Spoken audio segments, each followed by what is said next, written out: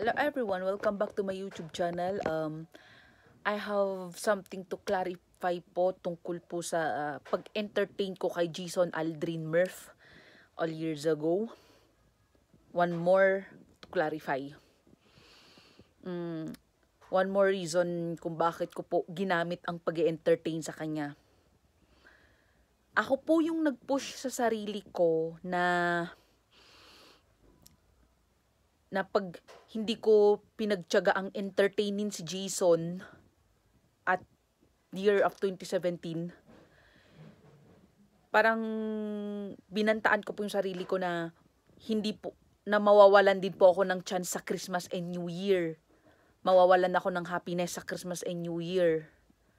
Yun po isa sa dahilan. Yun lang po. Yun lang po isa sa reason ko. That's all for today.